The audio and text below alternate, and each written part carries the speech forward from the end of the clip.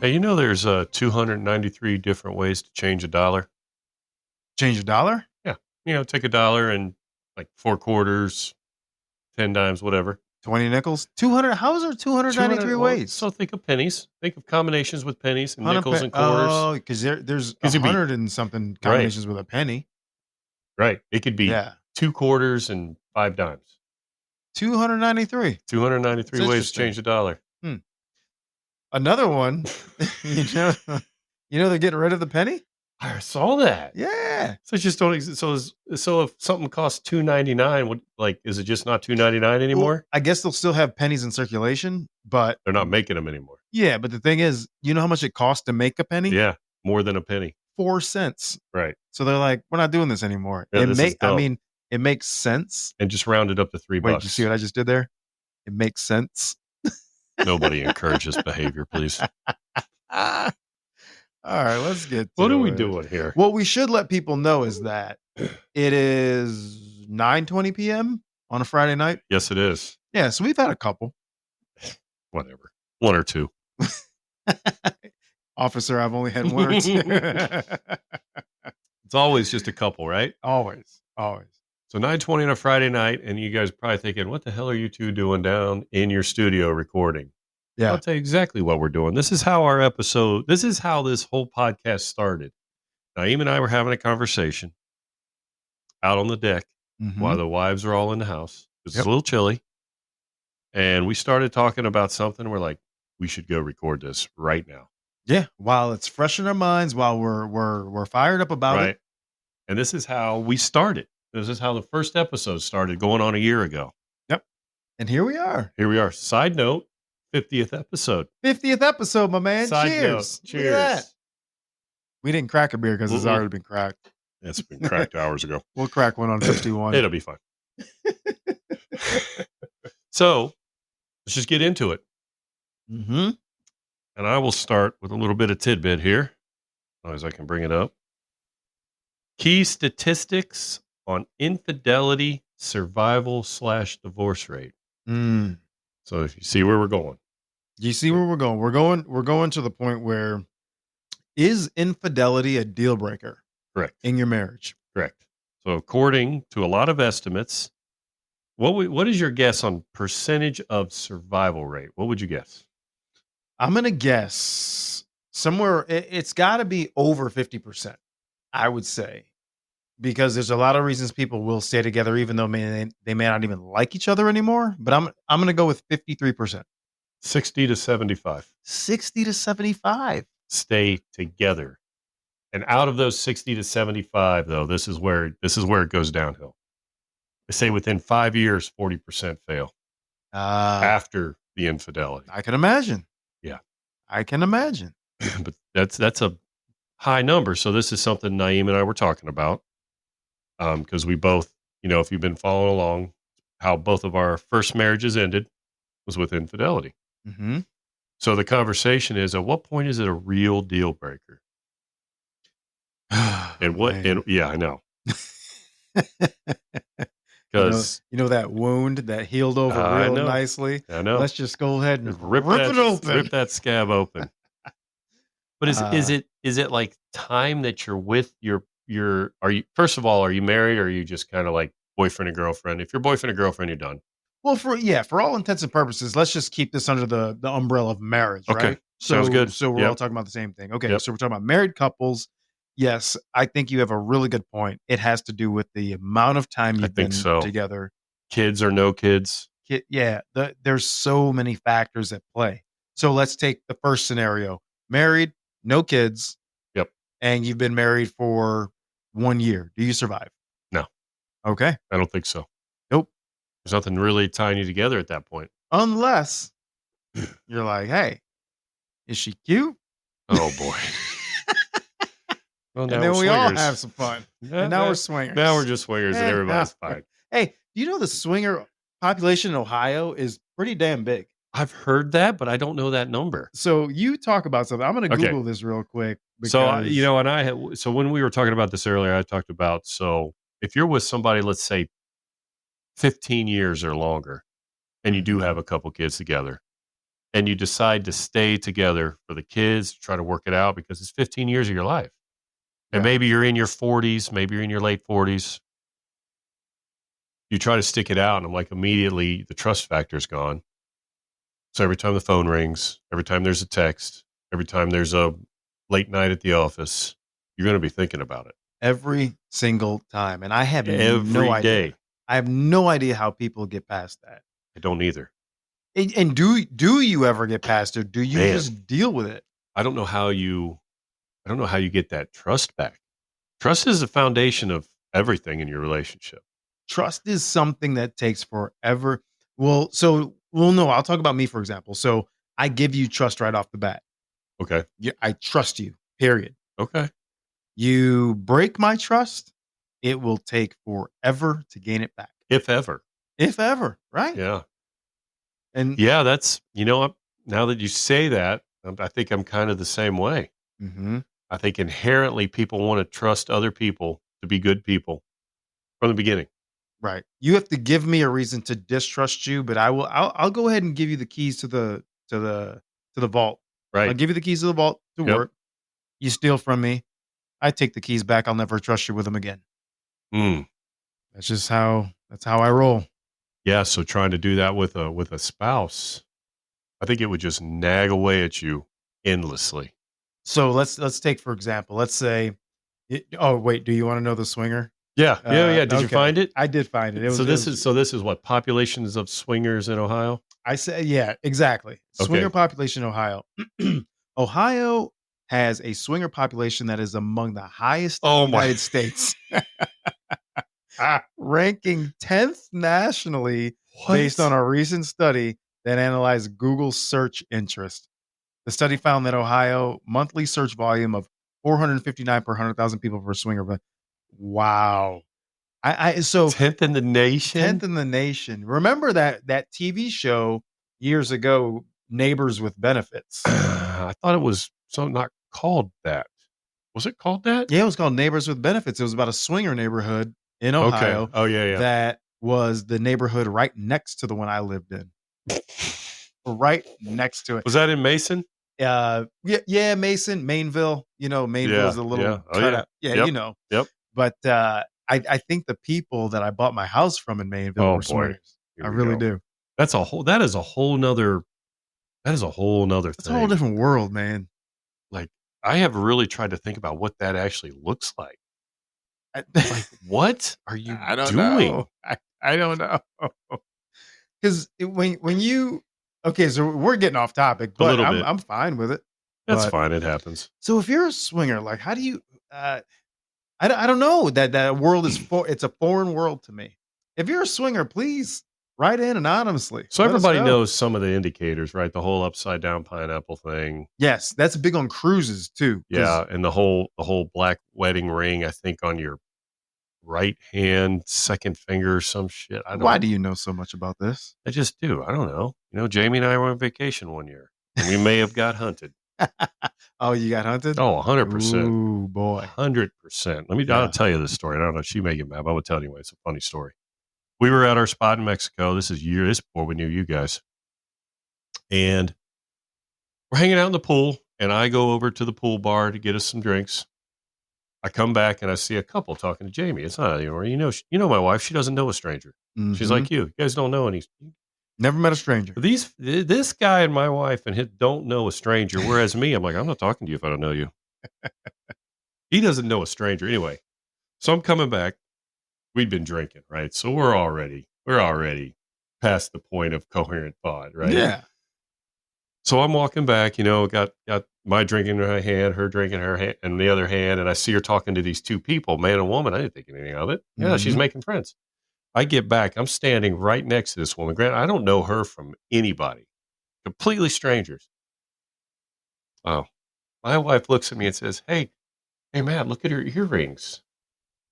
So I look at her earrings. Pineapples? Upside down pineapples in her ears. There you go. So now my wife has now put me in this position where she knows I know what it means. And by her saying that in front of these people, they're kind of like, oh, they're down.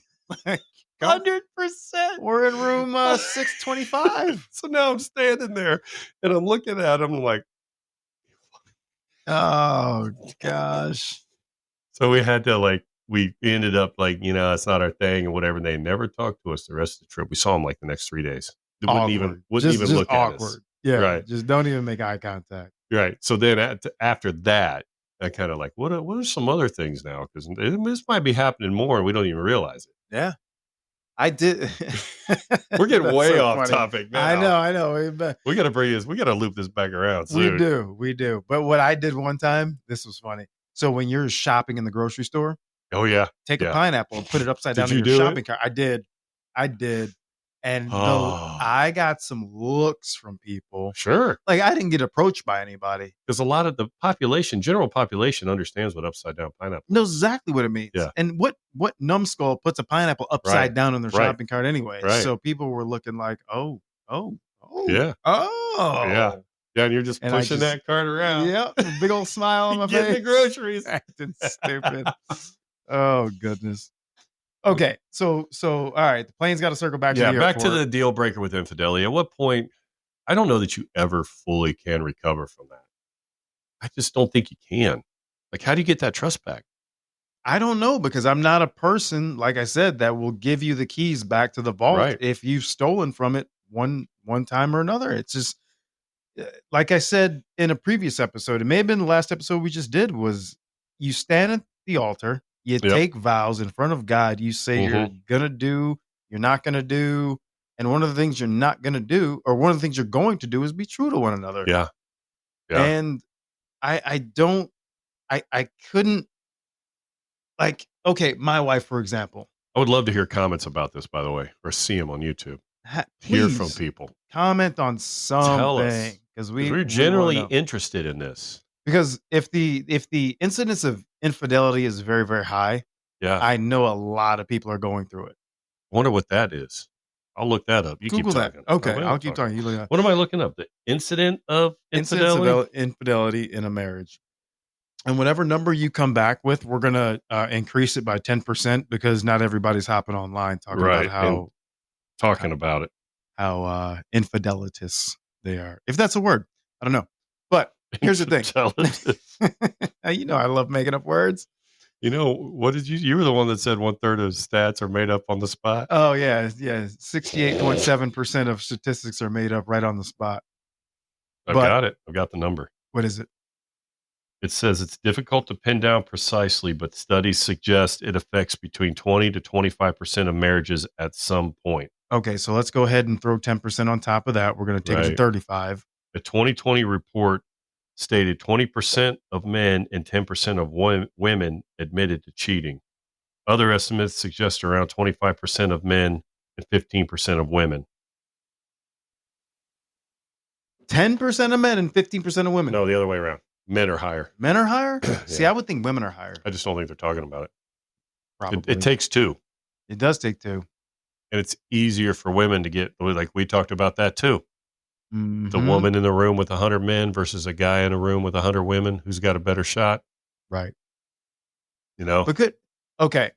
So let's do this, because I think we've just scratched the surface on this one. We've talked about, okay, yes, you've broken trust. I cannot trust you again. I don't know if I'd be able to trust you ever again. I don't know if we'd be able to repair it. What does it look like when someone actually does trust again and can repair it? What does that take? Like, I don't know. Does it take the person who actually cheated being so sorry that they literally come back on their hands and knees begging, I don't think please don't leave me. I don't think that's it. I'm so sorry. No. I didn't mean to do something like that. And I will do whatever it takes. I'll check in with you constantly.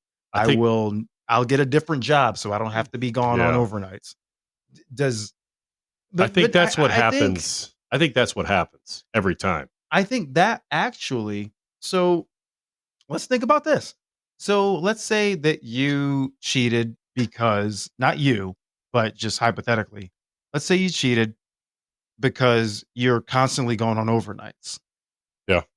And, your husband, wife, whatever says, how could I ever trust you again? You're gone 4 nights a week. Right.